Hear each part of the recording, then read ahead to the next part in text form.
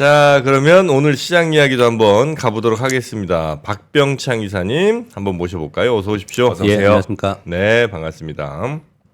천혜향 혹시 좋아하실까요? 굉장히 달네요. 지금 하나 먹어봤습니다. 이거 진짜 달아요, 근데. 아, 우리 조금 놀랐어요. 네, 이사님은 거짓말은 못하시니까 맞아요. 아니, 제가 아까 맨 처음 먹은 건 이거보다 좀 더 새콤했는데 얘는 진짜 다네. 그러니까요. 와. 신맛이 하나가 없어 어떻게? 자, 그러면 신맛 없는 미국 시장부터 한번 볼까요? 네, 미국 혼조로 마감을 했습니다. 그동안에 길주들이 좀 올라왔는데 오늘은 좀 빠지면서 혼조 상태입니다. 다우는 플러스 0.28, 나스닥은 마이너스 0.36, S&P 500은 플러스 0.13, 큰 움직임이 없었고요. 파월 의장이 상원 연설이 있었습니다. 금리나 속도 조절한다는 내용들이 좀 있었고요. 그래서 그냥 장중 왔다 갔다 했습니다. 네. 그리고 트럼프 대통령의 추가 관세, 품목별 추가 관세 지금 대기되어 있는 상태이고요. 전반적으로는 이제 시장은 큰 흐름 없이 그냥 있었다 그렇게 보시면 될 것 같습니다. 근데 종목별로는 뉴스들이 좀 있었습니다. 종목별 뉴스만 말씀드리겠습니다. 애플이 알리바바와 AI 협력을 한다라는 발표가 좀 있었습니다. 그래서 관련주들이 다 상승을 좀 했고요. 그래서 애플도 한 2% 상승을 했습니다. 그리고 메타가 16일이라고 제가 써왔는데 어제 썼기 때문에 그랬는데 17일 오늘 아침 보면 17일 오늘 아침도 상승을 했거든요. 17일 연속 상승을 했는데 이 시총 상위 종목이 17일 연속 상승은 1900년도 이후에 처음이래나 뭐 그런 뉴스도 막 나오더라고요. 1900년대요. 이 메타가요 올해 시작하고 나서 5일 하락했습니다. 연초에 5일 하락을 했고요. 역사적 신고가를 계속 경신하면서 올라가는 거고요. 뭐 아주 강하게 올라가는 그런 건 아니에요. 조금씩 올라가는 그런 부분인데 네. 메타가 2023년도에 196% 올랐거든요. 네네. 그래서 작년에 한 70% 가까이 올랐습니다. 그러면 이제 올해 이제 시작한 지 얼마 됐잖아요. 네. 올해 23% 올랐습니다. 메타가 뭐지? 뭐 왜? 전에 한번 말씀을 좀 드린 것 같아요. 저는 메타를 어떻게 바라보냐면요.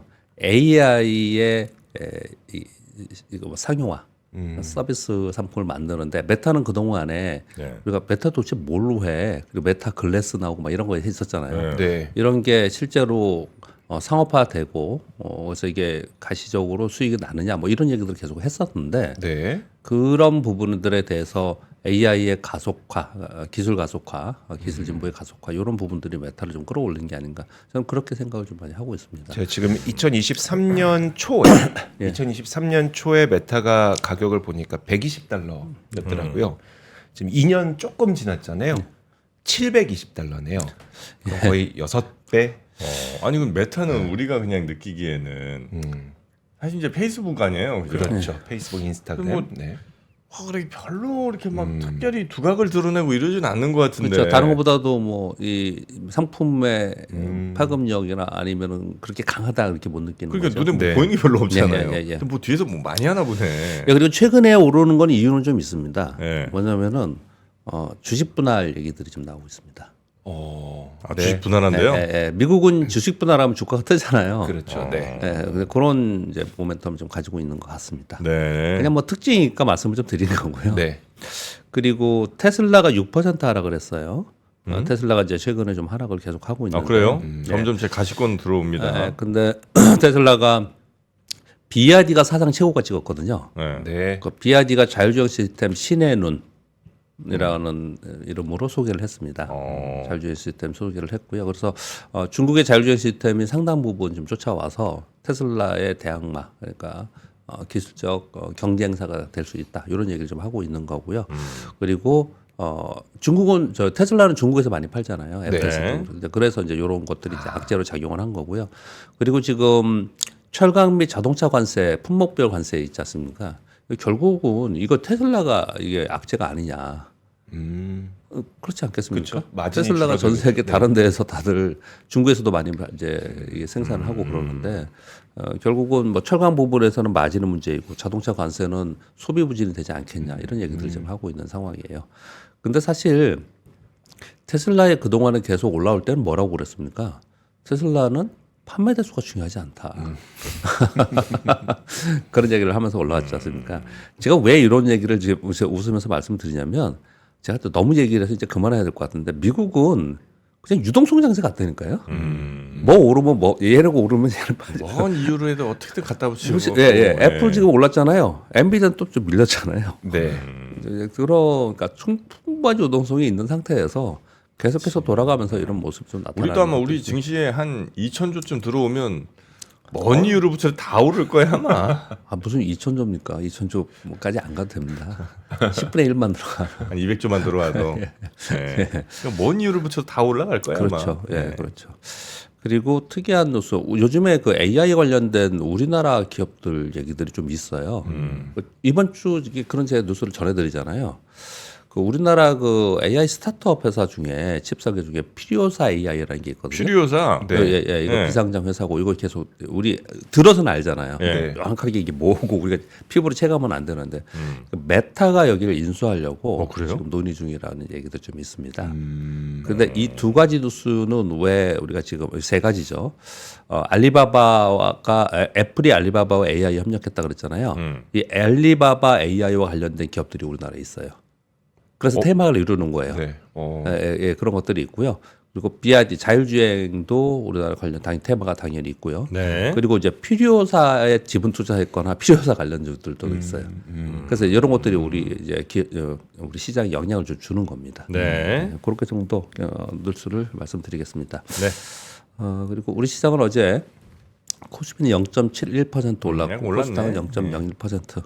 2,539포인트고요. 가만히 보시면요. 2,500포인트, 뭐 2,510, 2,520, 2,530 이 얘기한 지가 지금 한 달 좀 된 거 아닌가? 네. 그 정도 됐습니다. 네. 계속 있는 상태고 한편으로 생각하면 상당히 작년보다는 체력이 좋아졌구나. 악재도 잘 안 밀리는구나. 또 생각할 수 있고 한편으로는 이게 한계가 있구나 이거는. 근데 이게 올해 시황이었어요. 작년 내내 얘기하는 네. 그런 시황이었습니다. 이제 그런 흐름을 좀 움직이고 있습니다. 어제는 코스피가 상대적으로 좀 올랐죠. 이것은 외국인들이 현선물 매수가 있었고요. 프로그램 매수가 들어온 거예요. 예, 그러면서 이제 상대적으로 코스피가 오르는 모습을 나타냈고 코스닥의 종목들은 이제 차익 매물이 좀 나오면서 상대적으로 좀 약했다고 보시면 됩니다. 어제 방산주가 제일 강했고요. 그리고 유리기판, 양자 컴퓨팅, 미용기기 이런 종목들이 이제 개별 종목으로 테마를 이루고 있고요. 그리고 지금 실적 발표를 하고 있습니다. 실적 발표에 따라서 종목들이 많이 움직이는데 어제 대표적으로 하나에어로스페이스가 실적 발표를 했는데 이제 호실적 발표하면서 급등을 했습니다. 근데 어제 하나에어로스페이스가 올랐던 부분은 실적만 갖고 올라간 건 아니고요. 네. 하나오션 지분을 취득하는 거예요.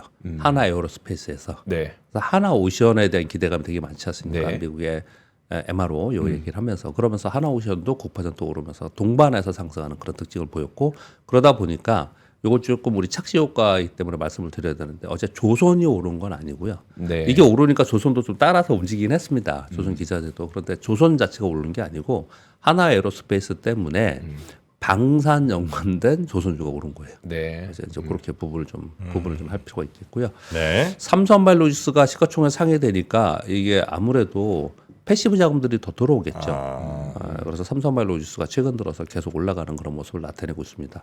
이런 종목들이 이제 시가총액 상위 종목이 오르니까 코스피는 그래도 이제 견조하게 상승의 흐름을 보였다. 이렇게 보시면 될 것 같습니다. 네. 자, 미국 얘기를 또 보면 미국이 지금 어떤 상황인가? 사실 데일리로 하니까 뭐 사실 어제하고 오늘하고 뭐 크게 달라지겠습니까? 뭐 그런 건 아닌데 계속해서 그래도 흐름을 놓치지 않게 해서 계속 제가 이런 이제 내용을 써오는데요. 오늘 밤에 CPI 발표가 있습니다. 그리고 품목별 추가 관세 발표를 앞두고 있습니다. 그래서 이제 관망 분위기가 좀 있는 상황인 거고요. 그리고 금리 인하를 잘 보세요. 금리 인하는 기조는 맞아요. 그러나 트럼프 당선 이전보다는 매파적으로 바뀌었습니다. 네. 그리고 관세 정책은 순차적이나 점차 강화 중입니다. 이거 지금 이제 본 게임을 언제 한다고요? 4월쯤 할 거다. 이렇게 다들 지금 생각하고 있는 거고요. 경기 전망은 점차 불확실성으로 좀 이렇게 바뀌고 있어요. 그리고 주요 기업 실적들 이번에 가이던스 제가 한번 설명을 드렸는데 잘 보세요. 네. 전부 다 가이던스에 대해서 좀 보수적으로 내놓으면서 개파라고. 아침에 제가 방송할 때마다 보면 뭐가 가이던스가 안 좋아서 개파랐다가 굉장히 많았어요. 네. 굉장히 많았습니다. 가만히 보면은 지수는 여기에 있긴 하지만 전체적으로 경기 전망이나 기업들의 올해 실적 가이던스는 낮아지고 있는 건 분명히 맞아요.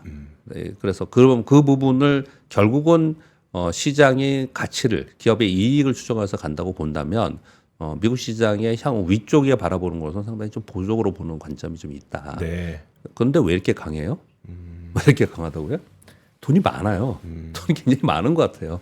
유동성 상승이 계속 되는 것 같습니다. 그런 생각을 하고 있고요. 우리나라는 국내 기관들 수급에 따라서 이제 종목이 움직이고 박스권은 계속 있습니다. 그러니까 종목 장세가 계속 이루어지고 있다. 여기서 추가적인 상승 모멘텀이 좀 나타나야 되는데 추가적인 상승 모멘텀이 지금 없는 거고요. 다만 시장이 저평가되어 있는 구간에서 강력한 매도가 없고 거기서 조금이라도 좀 시장이 상승할 만한 모멘텀이 나오면 좀 보탬이 되겠는데 아직까지 뚜렷하게 그런 부분들이 좀 없는 그런 상황이다 정도 보시고 그리고 트럼프의 관세 정책으로 인해서 불확실성을 시장이 반영하고 있다 그렇게 이해하시면 될 것 같습니다. 네. 트럼프의 관세 정책을 이제 미국의 월가에서는 나름 뭐 원하는 걸 잘 얻어냈다. 그래서 긍정적 평가를 좀 하고 있다라는 이제 소식들도 제가 전해드린 바가 있었습니다. 네. 그런데 이제 미국 언론들을 이제 취합해서 블룸버그에서 보도한 내용들이 있는데 패닉이 왔어요? 패닉이 왔다라는 게 아니고 미국인들이 되게 당황하고 있다. 제목을 그냥 블룸버그 제목을 그냥 쓴 겁니다. 단 20일뿐이 안 지났죠. 미국인들이 거의 패닉 수준 아니냐. 왜 그러냐. 홍수처럼 쏟아지는 행정명령 등의 평범한 미국인들이 굉장히 당황스럽다. 이거는요. 우리는 뭐 먼 나라이고 저는 이제 미국 시장만 바라보고 그러니까 우리는 이제 표면적인 것만 얘기를 하지만 그 뉴스를 읽어보면은 그렇게 안 느껴지세요? 되게 뭐랄까 황당하다라는 것들 되게 많아요. 그러니까 트럼프가 지향하는 트럼프 대통령이 지향하는 뭐 어떤 뭐랄까 정부 부서들 이런 거 그냥 갑자기 다 잘라버리고 건물을 폐쇄해버리고 막 이런 데잖아요. 그런 그렇죠. 뉴스도 나오잖아요. 그러면 우리 입장 우리가 생각하면 너무 황당하잖아요. 그런 게 네. 조직도 그냥 없애버리고 그러고 있는 상황이지 않습니까? 당황스럽다라는 생각을 좀 하는 거고 또 한 가지는 이 관세 부과로 인해 특히 품목별 관세 부과로 인해서 이 소비자 가격이 계속 오를 수 있다라는 부분들이 지금 생기는 거예요. 그래서 지금 이 미국인들의 그 설문조사를 보면은 한국 경기 전망이나 그리고 물가 전망들을 보면 경기는 낮아지고 물가는 올라갈 거다 이런 생각들을 하는 거죠. 그런 것들을 표현을 이렇게 한 것 같습니다. 그 충격과 공포 전략이라고 하죠. 트럼프 대통령이 원하는 거예요. 그래서 이것을 가지고 미국 경제 및 사회 전반의 창조적 파괴를 시도하고 있다 이런 표현을 하고 있는데. 보통 원래 하기로 했던 게 이제 감세와 규제 완화로 인해서 뭐 경기를 살리고 기업들의 이익을 더 늘리고 뭐 이런 표현을 썼었지 않습니까? 네. 근데 지금 감세와 규제 완화의 얘기들은 별로 없어요. 그거보다 이제 위험이 선홍되고 있다는 거죠. 네. 금리 인하는 낮춰지고 관세로 인해서 자동차 등 소비자 가격은 다 올라갈 가능성이 있다는 거죠. 지금 유럽도 금리 인하를 하고 있는데 지금 천연 가스 가격이 올라가고 있어요. 밑에서부터. 그러니까 완전히 바닥을 기고 있었거든요. 그게 지금 올라가고 있는 그런 상황이에요. 그래서 다시 이제 물가가 오르는 거 아니냐. 지금 유럽은요 경기가 지금 역성장, 독일은 역성장 얘기를 하고 있는 상황이기 때문에 여기서 물가가 더 오르면 진짜 스태그플레이션 들어갑니다. 여기는 네. 이제 거기는 그런 문제에 지금 직면해 있는 상황인 거고 미국은 이제 그런 정도까지는 아니지만 그런 우려를 좀 하고 있는 상황이다라는 걸 얘기를 하는 거예요. 그래서 JP 모건은 이런 얘기를 하는 겁니다. 트럼프의 정책 조합이 의도치 않게 기업에 비우호적으로 기울고 있는 거 아니냐 지금 이렇게 얘기를 하고 있습니다. 네. 근데 이 보도를 보면서 저는 어떤 생각을 했냐면 지금 20일 지났잖아요. 그 사이에 막 이걸 하고 있지 않습니까? 막 정신이 없이 네. 이렇게 지금 진행을 하고 있는데 그것 때문에 처음에는 좋다 그러다가 또 이거 보니까 이거 나중에 이거 물가 오르고 소비자 가격이 오르고 뭐 그러면서 오히려 국민들이 살기가 더 불편한 거 아니야? 삶에 있어서 더 불편한 거야. 이런 쪽으로 조금 생각이 또 바뀌었잖아요. 네. 근데 이러다가 또 뭐 감세하고 규제하고 이러면은 또 생각을 바꾸겠죠. 그래서 이게 그냥 전반적인 기조이다. 이런 게 정답이야. 결론적으로는 계속 이럴 거야라고 보여지는 않아요. 근데 이제 스팟스로 트럼프의 정책에 대한 평가들을 이렇게 어쩔 땐 좀 좋게도 얘기하다가 어쩔 땐 나쁘게 얘기하고 뭐 이렇게 좀 얘기를 하는 것 같습니다. 근데 이제 이게 잘 됐을 때 나중에는 뭐 왔다 갔다 할 거다 이렇게 표현을 하겠지만은 이게 자체가 불확실성이잖아요. 네. 이 자체가 불확실성이니까 이제 실장에서는 이런 걱정을 좀 하고 있는 게 아닌가 생각을 합니다. 언제든 돌아설 수 있다는 거죠. 트럼프가 이제 물가가 문제되면 그땐 또 거기에 맞는 뭔가 정책을 그렇죠. 내놔서 막 또 펜 던지고 환호 받고 이렇게 될 거라는 거죠.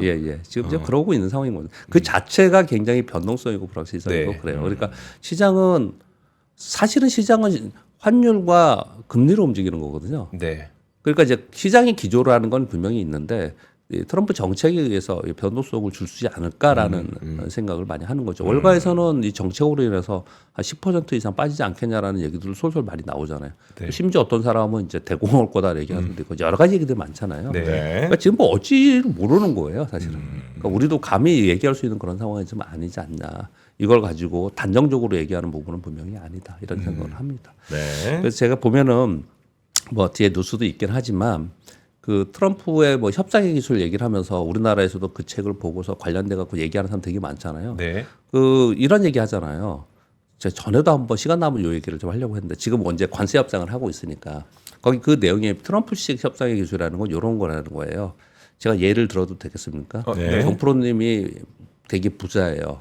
그리고 이 기자님은 상대적으로 좀 뭐 그렇지 않아요. 근데 트럼프 이렇게 한다는 거예요. 예를 들어서 제가 예, 던져보겠습니다. 아닙니다. 실제입니다. 네, 그러면 그렇게 하겠습니다. 네, 가정하고 가정하고 하겠습니다. 10억을 제가 줘요. 네.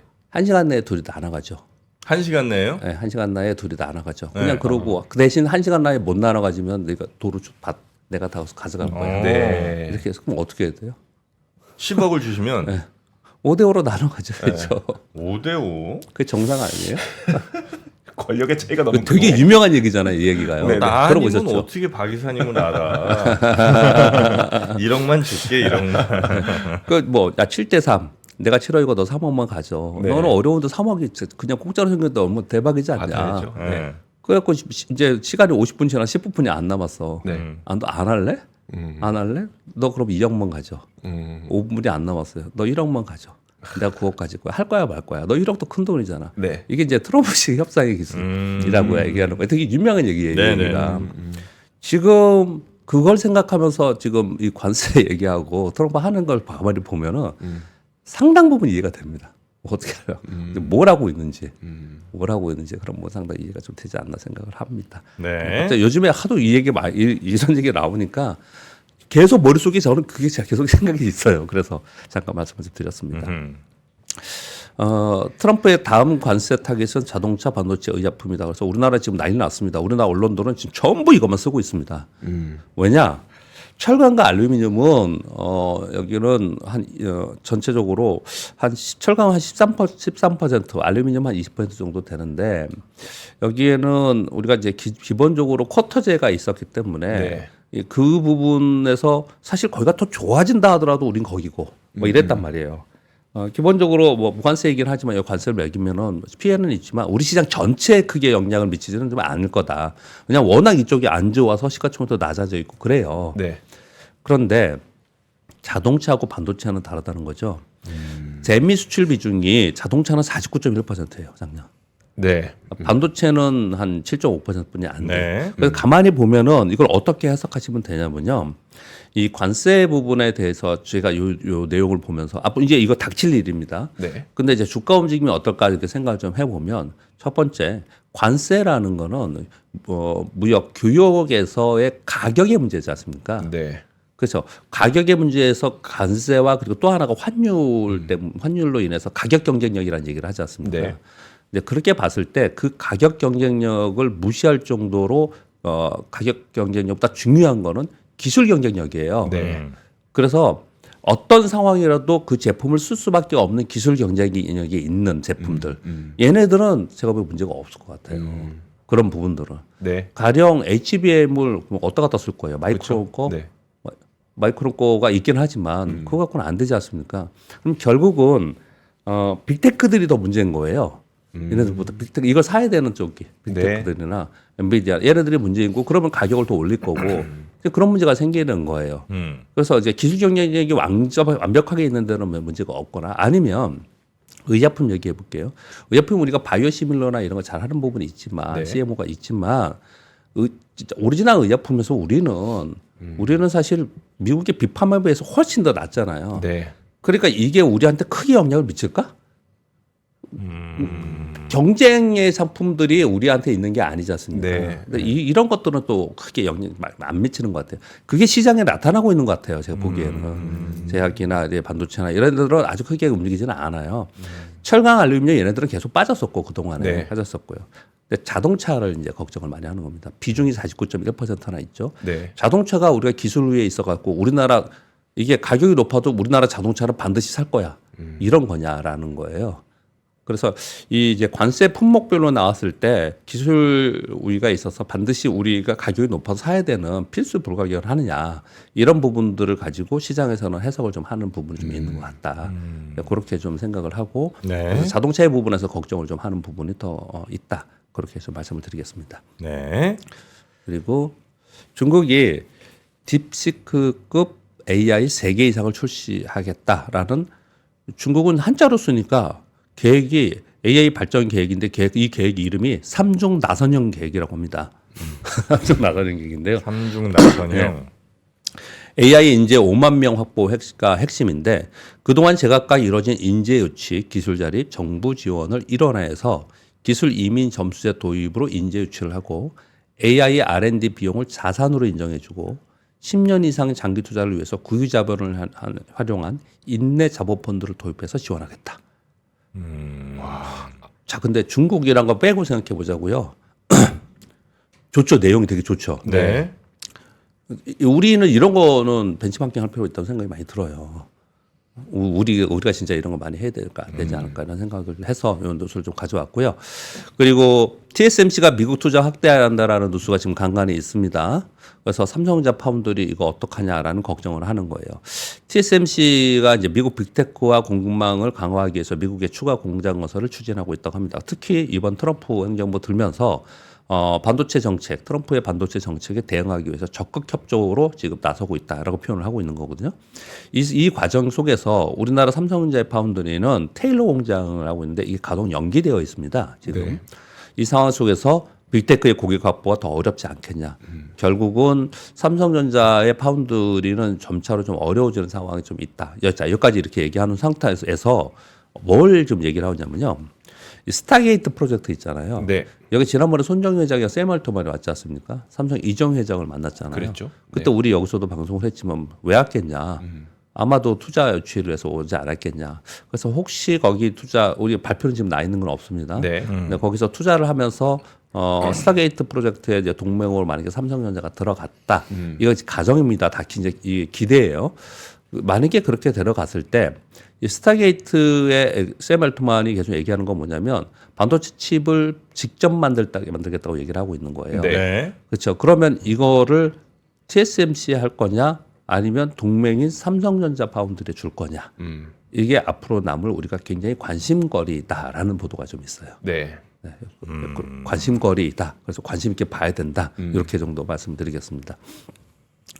이런 데서는 우리나라 기업들 중에 거론되는 데가 이제 삼성하고 하이닉스 요 정도가 뭐 거론이 되기도 하고 네. 아니기도 하고 뭐 이렇게 되는 거죠. 네, 다른 그렇습니다. 기업들은 아직은 뭐 특별히 우리나라 다른 기업이요? 예. 우리나라 다른 기업에는 특별하게 뭐 언급될 카카오 만한- 네이버 뭐 이 정도 있겠죠. 네이버?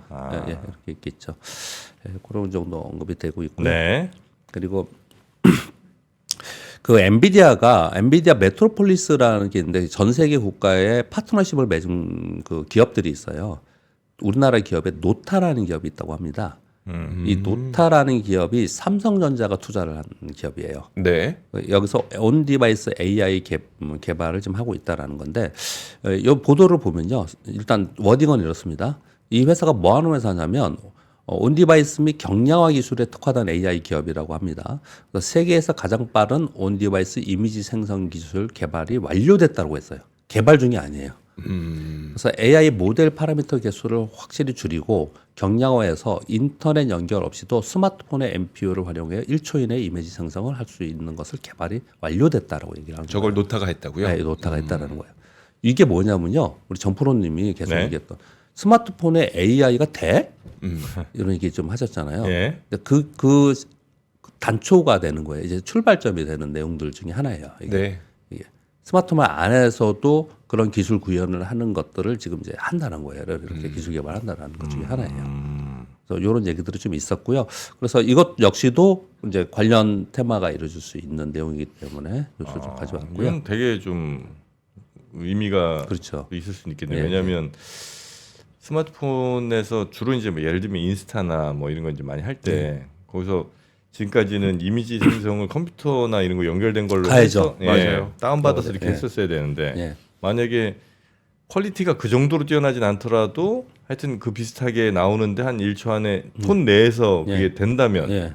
그거는 뭐 꽤 그렇죠. 의미가 좀 있을 것 같은데. 그러니까 이제 이 회사가 그런 걸 이제 각각 만든 겁니다. 이제 온 디바이스 기술인 거예요. 경량화 기술이라고 얘기를 하는 겁니다. 네네네. 예, 그런 얘기를 한 겁니다. 그리고 6번 뉴스는 참고로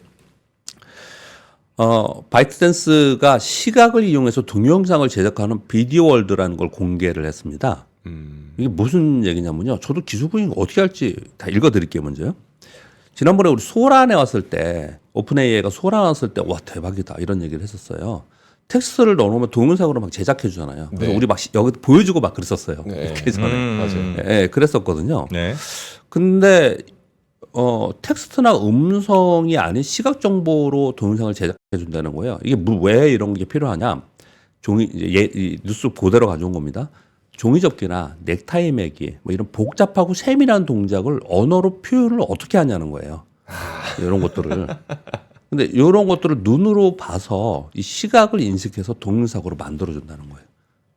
근데 어떻게 할지 이거를? 아니 잠깐만. 예를 들어서 넥타이 매기를 동영상으로 만들어요.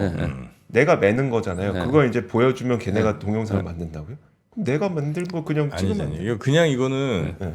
내가 한 걸 찍는 걸 수는 있죠. 네. 근데 이건 찍은 건 그냥 찍은 영상인 거고 그 동작을 인식을 해서 그걸 응용한 수많은 동영상을 또 만들 수 있잖아요. 네. 뭐 이걸 뭐 애니메이션처럼 네, 네. 만들 수도 있고 하여튼 뭐 다양한 뭐가 가능할 거 아니에요. 그러니까 그거는 의미 있죠. 왜냐하면 예. 그냥 오른쪽으로 오른손을 살짝 돌려서 아래쪽으로. 45도로 구멍 넣고 뭐 이런 거는 진짜 설명이 되게 어려운데 네. 네. 충분히 이건 굉장히 이건 기술인 것 같은데. 예, 그런 얘기를 좀 하고 있습니다. 근데 아직 이제 바이트댄스 본사에서도 이제 본인의 회사에서도 아직 미비점이 많다라는 얘기를 했습니다. 그래서 제품에 대해까지 시간이 걸리겠지만 이거는 현실 세계의 범용 합식기로 발전되는데 어마어마한 기술이다 이런 얘기들 좀 하고 있는 상황입니다. 네네네. 네, 그런 얘기를 좀 하고 있습니다. 근데 보시면 요즘에 보면 AI 작년하고 되게 많이 달라졌죠. 여러분 느끼시기에 그렇지 않으세요? 아. 작년에 맨날 HBM 얘기하고 맞아. 하드웨어 데이터 센터 얘기 그랬잖아요. 근데 뭘 할 수 있냐? 예, 그렇게 바뀐 거예요. 지금 아. 엄청나게 많이 바뀌고 있는 거예요. 그래서 네, 가만히 네, 보면 우리나라 기업들도 막 얘기를 하잖아요. 네. 새로 뭐 어떤 기술이 나왔다, 어떤 기술이 나왔다 얘기를 하지 않습니까? 예, 요즘 그게 많이 바뀌었습니다. 네. 그리고 반도체 수출 데이터가 나왔는데요. 추출에 전반적으로 나왔는데 반도체만 가져왔는데요. 전체가 1.8% YOY로 증가했고요. 작년 4Q에는 30에서 40% 증가했었어요. 엄청나게 줄은 거예요. 디램은 8.1% 증가했는데 낸드는 마이너스 17%. 이 수치가 맞냐 하는 정도로. 77%. 마이너스 77이요? 예, 낸드가. 수출 데이터가 이렇게 줄었다고 해요. 네. 그래서 이제 전반적으로 볼 때 올해 이렇게 본다면 반도체 전체적으로는 올해는 역성장하지 않겠냐 이런 보고서들이 지금 나오고 있습니다. 이 데이터를 보면서. 네. 그런데 이 보고서들마다 전부 다 밑에다 뭘 달았냐면요. 이걸 선반영하면서 그동안 안 좋았던 거 아니냐. 이런 얘기를 좀 하고 있는 거고요. 또 한 가지는 중국 이관신 때문에 지난번에 제가 말씀드릴 때 그 디바이스의 보조금을 1억 5천만 명이 신청을 했다. 네. 이번 주 월요일 날 말씀드렸나? 맞아요. 그랬지 네. 않습니까? 이게 별거 아니라고 맨날 뉴스를 하고 넘어가는데 그렇지 않아요. 그렇지 않습니다. 이게 지금 대만의 이쪽 관련된 기업들이 지금 100% 풀가동하고 있고요. 오늘 뉴스 보시면 우리나라 기업 중에 뭐 기업 얘기가 좀 그렇긴 한데 동부하이텍, 네. 동부하이텍이 지금 공장이 100% 풀가동되고 있다고 해요. 뉴스 보시면 눌러보세요. 왜 그러냐? 중국이 지금 IT 기기들이 어마어마하게 팔리고 있다라는 거예요. 네. 그래서 풀 가동되고 있다는 얘기를 하는 거거든요. 그래서 이게 지금은 정말 그래? 막 또 항상 주식은 그렇잖아요. 뉴스 의심하고 그렇지 않습니까? 처음에 의심해요. 예, 근데 그 효과는 분명히 지금 나타나고 있다. 이런 것들을 생각해 보자라고 지금 얘기를 하고 있는 거고요. 네. 또 한 가지는 그래서 반도체 쪽을 얘기를 하면서 한 가지에 대한 기대감이 또 하나 있는데 이 8번 뉴스입니다. 이게 뭐냐면 올해 10월에 윈도우 10 기술 지원이 종료된다고 합니다. 그러면 이게 윈도우 기술 지원이 종료되면은 왜 그냥 쓰면 되잖아. 네. 라고 하잖아요. 근데 기업은 그렇지 않아요. 그렇죠. 예. 우리 저희 회사도 뭐 증권회사 같은 경우 보안 되게 많기 때문에 이거 싹 바꿉니다. 윈도우 11으로 바꿔야 되는데 그렇게 안 바꾸면 보안 업데이트하고 이런 게 다 안 돼요. 네. 다 안 됩니다. 그래서 다 바꿔야 되는 거예요. 그래서 PC의 교체 이제 수요가 생긴 거예요. 그런 가운데 AI PC가 이제 출시가 되지 않습니까? 여러 네. 가지들이 실제로 써보시면요. 뭐 꼭 챗GPT를 쓰지 않는다 하더라도 요즘에 들어오는 그 AI 기능들을 보면은 네. 정말 유용해요. 많이 이용합니다. 그 나한테 딱 맞는 걸 잘 못 써서 그렇지. 맞아요. 우리 PPT에 만드는 것도 저도 여기 몇 개 바꿔 왔지만은 네. 얘를 가지고 제가 이걸 만들 때 어떻게 썼냐면은 이게 지금 뉴스 전해드린 거잖아요. 네. 그럼 뉴스에 걸맞는 사진 이렇게 쓰면 밑에 이렇게 쫙 보여주거든요. 그것을 이제 골라서 그거를 어떻게 했으면 좋겠다 이렇게 이제 바꾸는 것들은요. 그럼 맨 첫 페이지에 있는 2024년도 좀 바꾸세요. 그쵸? 너무 빨갛죠. 아니 그게 아니라 2024년으로 돼 있어요 지금. 아, 그래요? 2025년인데 죄송합니다. 맨 첫 페이지 보시면 예, 예. 2024년 2월 12일. 시간 얘기해 주시죠. 지금 빨리 시간이 지났는데. 아니 뭐 저는 뭐 예. 어떻게든 상관없는데. 예, 예, 예. 근데 그건 거의 안 보고 가잖아요. 네. 몰랐네. 아, 감사합니다. 예, 뭐 그렇게 지금 이게 첫 번째이고 첫 번째는 윈도우 10의 이제 교체. 윈도우의 교체 그리고 AI PC 출시가 되는 부분 때문에 지금 가트너하고 카날리스 이거 다 시장 조사 업체들입니다. 가트너에서는 올해 AI PC 출하량이 1억 1,400만 정도, 작년에 2배 정도를 지금 예상하고 있고요. 중요한 점은요, AI PC는 당연히 안에 들어가는 디램이나 SSD 사양이 높아지겠죠. 네. 이 사양이 높아진다는 게 중요해요. 그래서 이런 부분들하고 PC 교체 수기를 보면은 이 반도체의 사이클에 대해서 그동안 계속 안 좋다는 뉴스를 앞으로 계속 볼 건데 네. 이 부분을 감안을 해야 되지 않겠냐라는 뉴스가 좀 나오고 있는 거예요. 이거는 한마디만 더 덧붙이면은 작년에 반도체 사이클이 고점을 찍고 꺾여서 내려갔는데 뭐 다시 뭐 이제 계속 내려가고 있다 이런 얘기를 하지 않습니까? 네. 근데 저의 개인적인 생각은 뭐냐면 반도체 사이클이라고 표현하면 안 되지 않을까라고 생각을 해요. 그 AI향 반도체하고 레거시 반도체 사이클은 다르게 움직였다라는 표현을 좀 쓰고 싶어요. 네. 그래서 이런 부분이 돼야지. 지금 온 디바이스에 AI가 들어간 디바이스가 활성화되면서 스마트폰이 많이 팔리고 그리고 갑자기 생각나는데 S25 왜 이렇게 팔리는 거예요? S25 잘 S25 팔려요? 잘 좋다고 지금 막 하더라고요. 뉴스 보세요. 네, 네.